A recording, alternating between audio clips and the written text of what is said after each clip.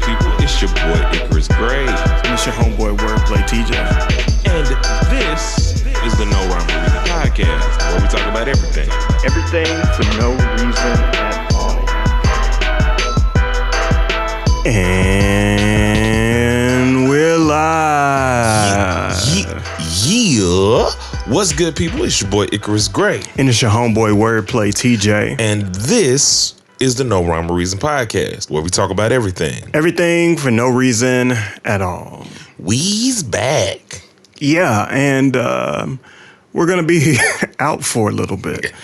The holidays are coming up. We got some things to do. We got some traveling to engage in, some family time to spend. And so this is going to be our last show before the new year, before 2025. And so hopefully you enjoy it. Hopefully you have a good time listening. And hopefully you go to our YouTube channel to watch the short version of the podcast, where we just kind of wrap it up in a nice little sound bite, taken out of context, nice 10 minutes of our long-winded conversation where people just get it all wrong and twist our words.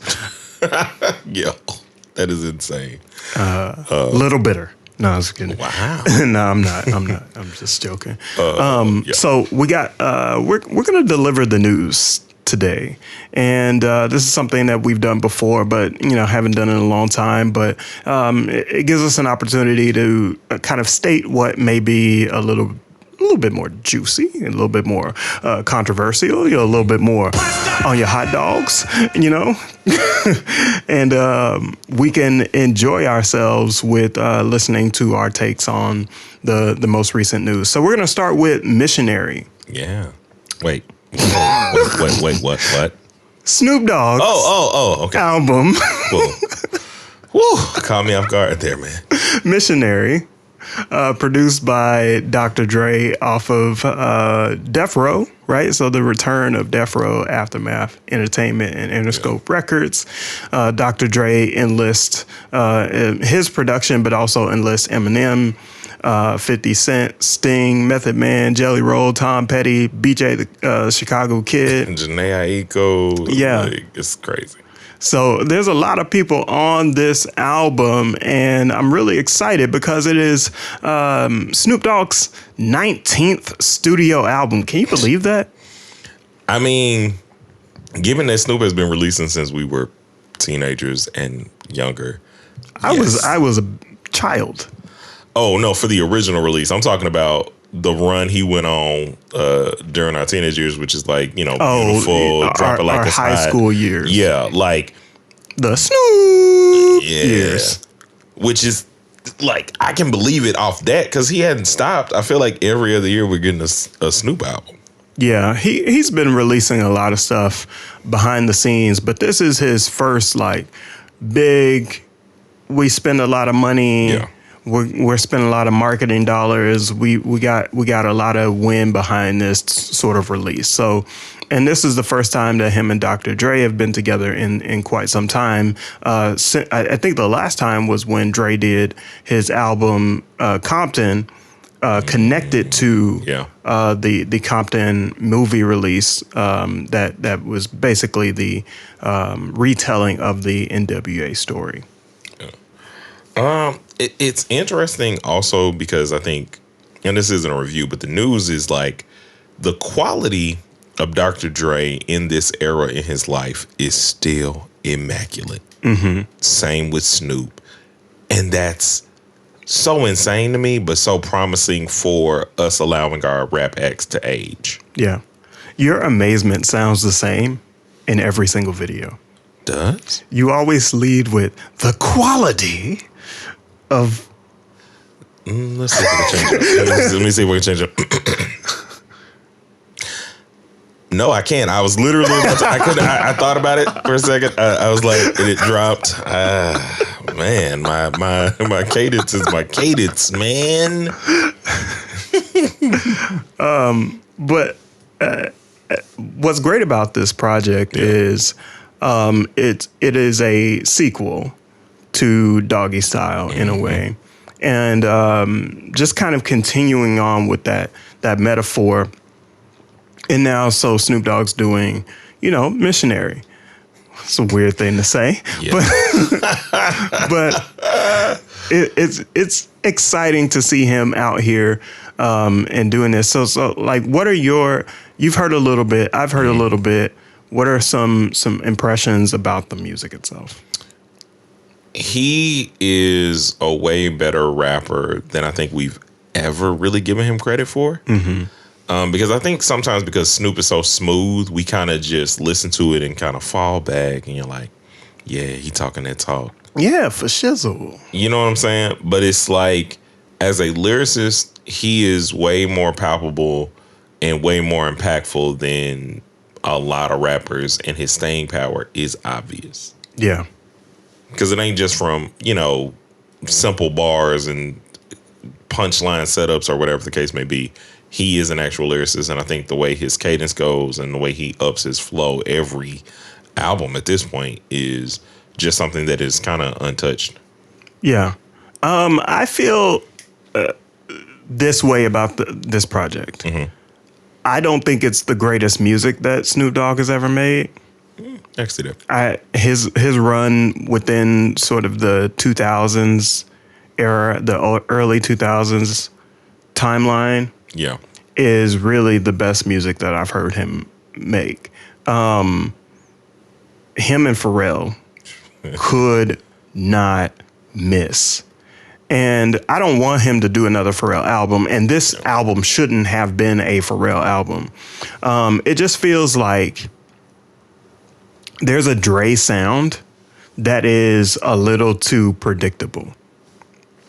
Have you experienced that where like Dr. Dre's, it's not about his quality. It's not about his choices as far as the production is concerned. It's just kind of like when you hear Dr. Dre, you kind of know what you're getting and there's no surprises. And that's what's concerning for me. I wanted to hear something novel with Missionary. I felt more surprised because I remember in my first listen of Doggy Style, we did that review. I was it was so West Coast because it was like in the prime of how that sound was kind of created and everything. That this felt more crisp and clean. It did feel new to me. I mean, it felt like they were using some of the, the same kind of using the funk and everything around it. But I felt like this was a very fresh take for Dre. I disagree. I don't know. It didn't sound as I don't think it needed to sound that way. Well, that to me is the older Dre sound. But I do get what you mean. Like from the Compton era, yeah, no, there's no surprises in terms of how he has modernized the West Coast sound. Let me put it like this. So like Marsha's album, who is it? Anderson .Paak's album, Snoop's album, are very similar in their sonic quality overall. Okay, I get what you. That's why I was saying if we talking like the Compton era stuff, that does make sense. And no, it's not nothing new because I think he just kind of leans more into this crisp production of here are the things that I couldn't do, here are the things that I do now, here are the things that I do well. But yeah, it was still overall, I think, really dope. Yeah, I wanted something a little bit more special from this project. A little bit more. Dare I say, like a concept album? Do you think we get a better showing on the 20th album? Because I'm positive he's gonna do a 20th album. I think what Dre is doing is Dre is unleashing a run of projects. He's doing 50. I'm sorry, Snoop, 50, and then M. Wait, what? Yeah, they said this a long time ago. I saw that, but it's like every time I see 50, I feel like he's trolling us.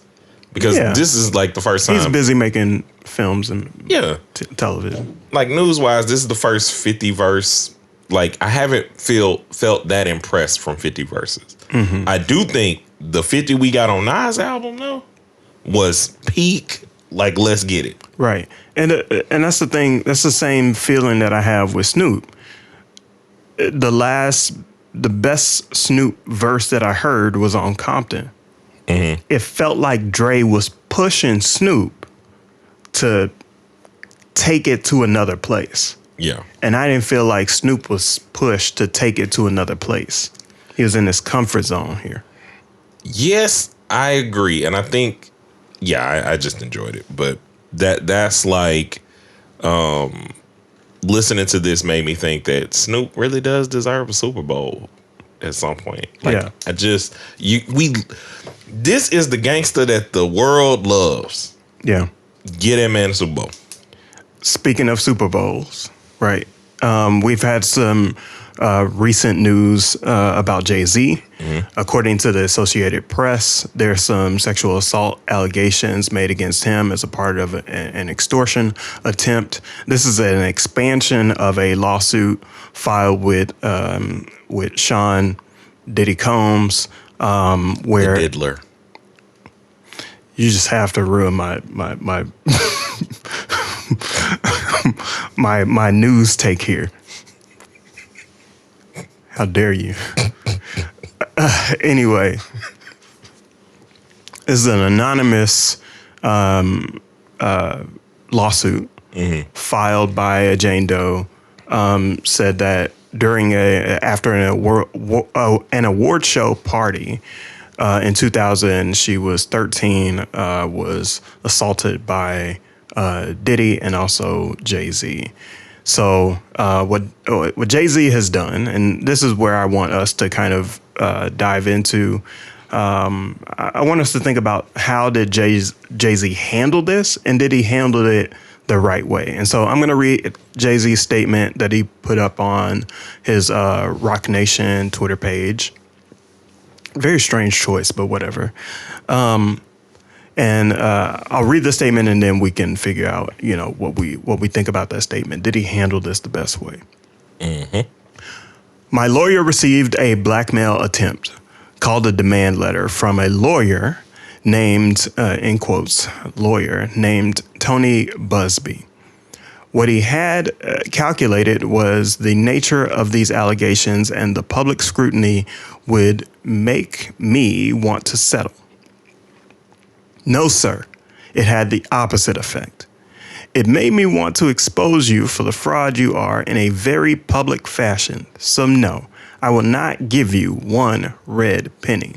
Just so folks know in context, this is not a criminal filing. This is a civil filing, which in criminal filings, the burden of proof is much more elevated. Yep. Compared to a civil filing, but there still is a burden of proof nonetheless. So I continue with Jay-Z's statement. These allegations are so heinous in nature that I implore you to file a criminal complaint, not a civil one. Whomever would commit such a crime against a minor should be locked away. Would you not agree? These alleged victims would deserve real justice if that were the case. This lawyer, who I've done a bit of research on, seems to have a pattern of these types of theatrics. I have no idea how you've come to be such a deplorable human, Mr. Busby, but I promise you, I have seen your kind many times over. I'm more than prepared to deal with your type. You claim to be a Marine. Marines are known for their valor, and you have neither honor nor dignity. My only heartbreak is for my family. My wife and I have to sit our children down, one of whom is at the age where her friends will surely see the press and ask questions about the nature of these claims, and explain the cruelty and greed of people. I mourn yet another loss of innocence. Children should never have to endure such at their young age. It is unfair to have to try to understand inexplicable degrees of malice meant to destroy families and human spirit. My heart and support goes out to the true victims in the world. who have to watch how their life story is dressed in costume for profitability by this ambulance chaser in a cheap suit. You have made a terrible error in judgment, thinking that all celebrities are the same. I'm not from your world. I'm a young man who made it out of the project of Brooklyn. We don't play these types of games. We have very strict codes and honor. We protect our children. We protect children. You seem to exploit people for personal gain. Only your network of conspiracy theorists, fake physics, will believe the idiotic claims you have levied against me that, if not for the seriousness surrounding harm to kids, would be laughable. I look forward to showing you just how different I am. How did he handle that? I think he handled it like the businessman he is. I also think he handled it in the way that entertainers and athletes handle a lot of these cases. So when we're speaking, like you said earlier, between civil and criminal, a lot of times I think we can downgrade the legitimacy of a civil suit. But these are the tactics of those lower lawyers and things of that nature. It is two things can be true at the same time. So I just think he handled it the way that entertainers do, which is bring to you the facts of, if this were real, make it a criminal case. Like, if you're gonna come after me, versus a civil case where it's just like, if you are seeking damages and all these other things, especially with the fact that Diddy's case is going to be a criminal case. So you could have added something in and just gone for whatever information and evidence that's going to come out from that case, and been able to use that over here, because you would have, as far as I'm concerned, would have access to it. So I mostly only disagree with one part of this statement. Mm-hmm. File a criminal case. Mm-hmm. And the reason why I disagree with that statement is because I would have said, if I were Jay-Z in the situation, I would have said, file them both. Mm-hmm. I would have said, file criminal and file civil, because, like I was saying earlier, the burden of proof for a civil case is on the preponderance of the evidence, which is, this is according to Google, essentially means, and a few other sources, essentially means that it's more likely than not that a defendant is responsible for the harm of the alleged. This is a lower standard than beyond a reasonable doubt in criminal cases. I see what you did there. I'm good, man. Good, man. You're a businessman. Uh-huh.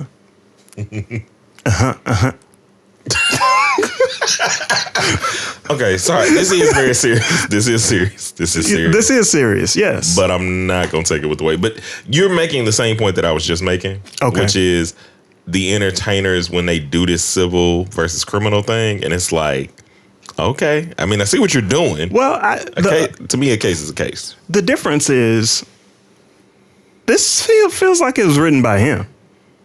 Oh, 100%. Whereas other entertainers, it feels like it's written by their PR agent or by a lawyer.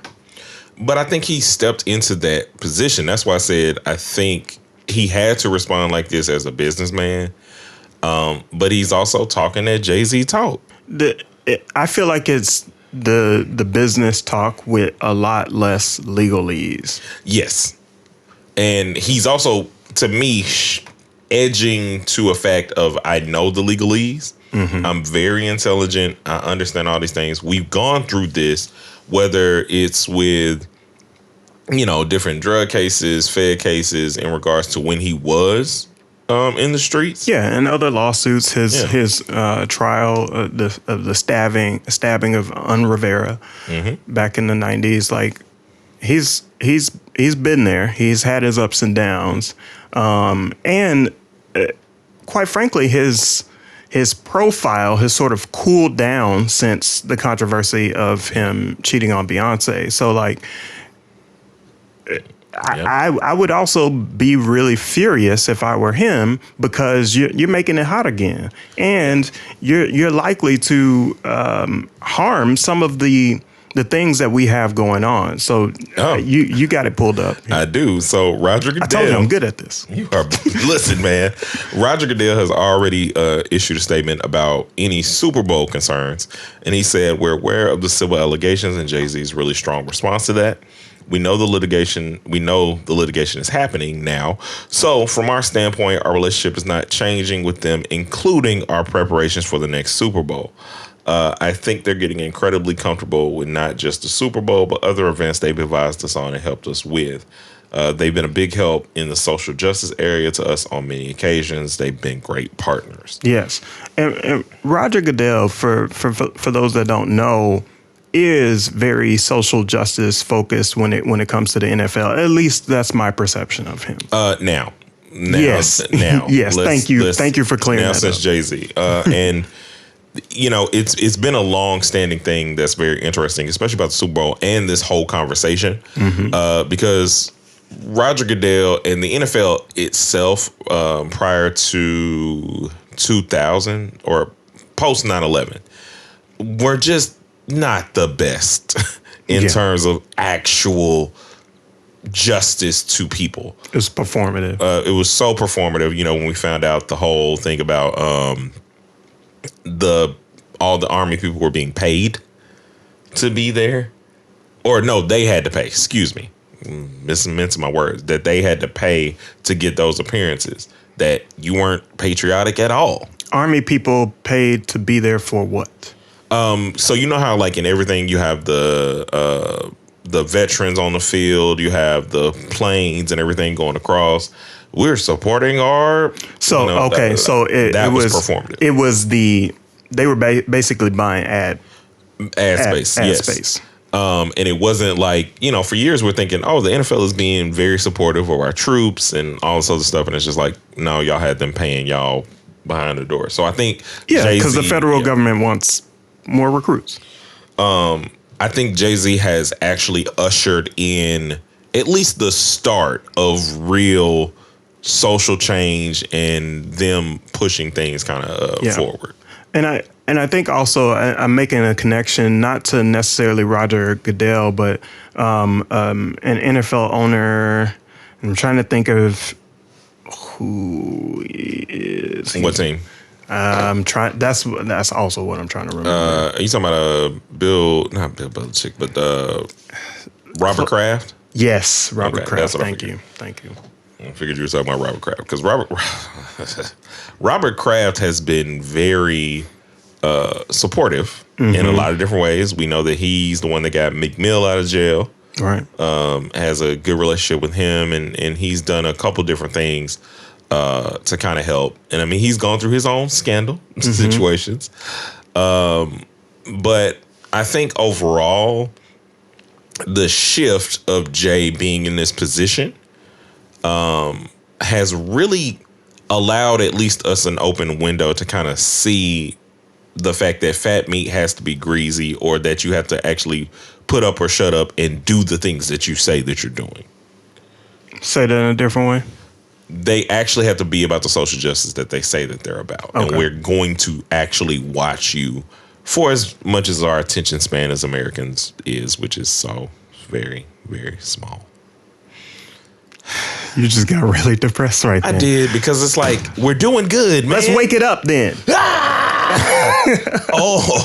We gonna wake it. How are we gonna wake it up with J. Cole? Feel like I'm falling off with J. Cole.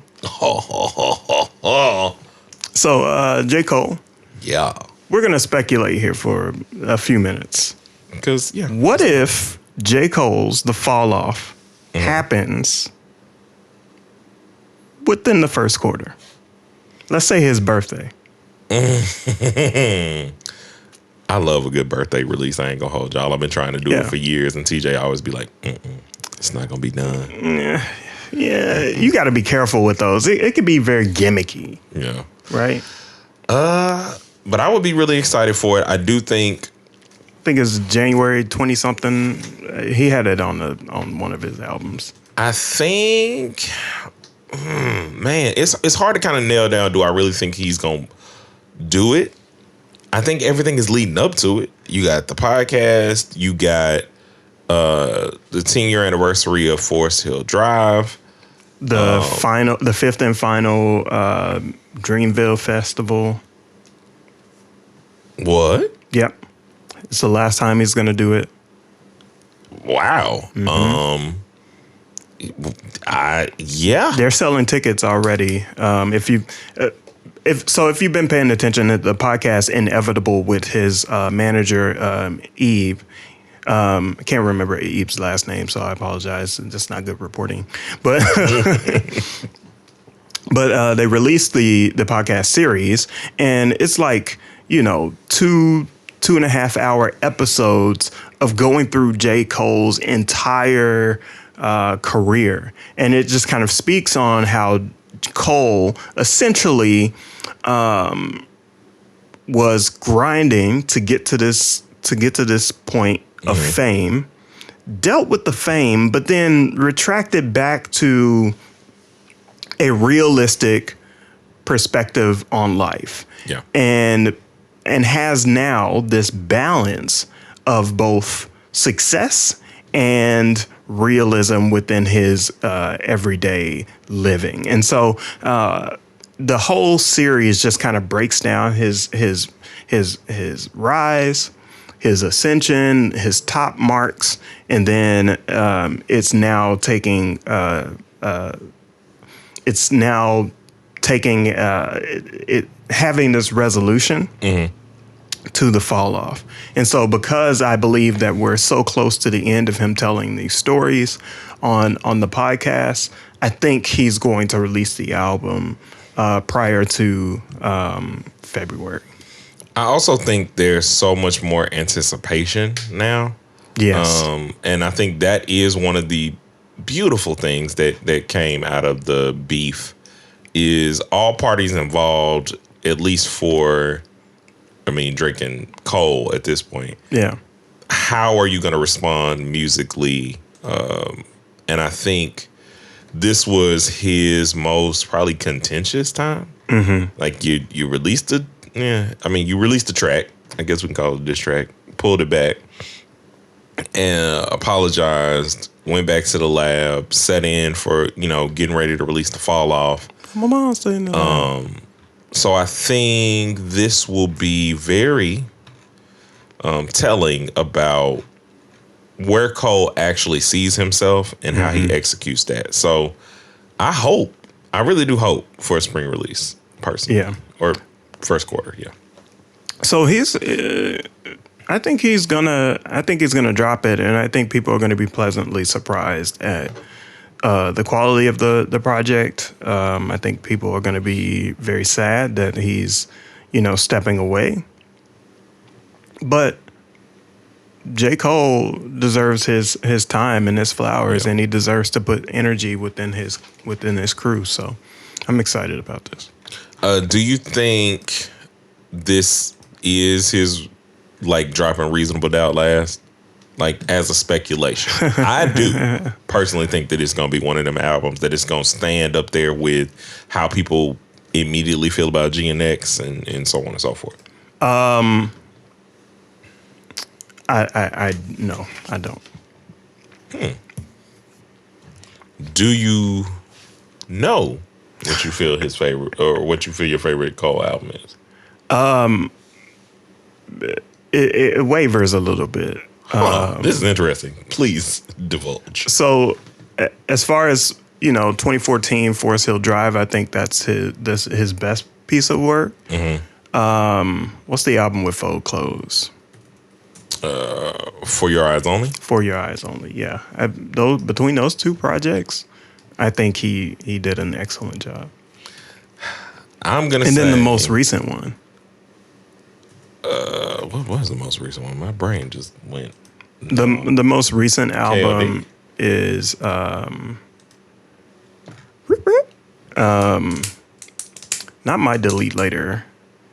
Jeez, why do they have it in this order? I don't want it in alphabetical order. The most recent album was, drum roll please. KOD. No, the off season. Oh, the off season. I did like that album. That album was fire. Yeah. Because that's what was amping us up to the fact that the fall off was coming. Mm-hmm. I would probably go Born Center. I liked a lot more than what I think people give it credit for. Lame. Then it would probably be Forest Hill Drive. And then, even though it's a mixtape, the warm up is just, it's immaculate, man. Or no, Friday Night Lights. That's what I meant. Friday Night Lights. Insane. But anyway, what are some of your favorite J. Cole projects? Leave those down in the comments. Do you have any thoughts about the Jay-Z allegations? I'm buying J. Cole right now. So just no, I was like supporting. What are your takes on Snoop Dogg's Missionary album? Like, what do y'all think? Like, do you think Dre is losing a step and all sorts of stuff?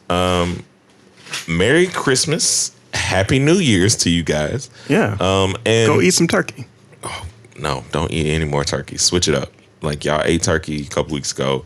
Fry you some chicken. Get you some watermelon. Drink you some grape drink. What am I doing? How racist can you be? Whoa. Anyway. But yeah, we're not going to leave y'all without anything. You will be getting a lot of shorts like from other episodes and things of that nature. So we're going to make sure that you are still engaged. Go check those episodes out. Make sure you like, comment, subscribe. We appreciate each and every one of you. We'll see you in 2025. A 1 and a 2. And peace.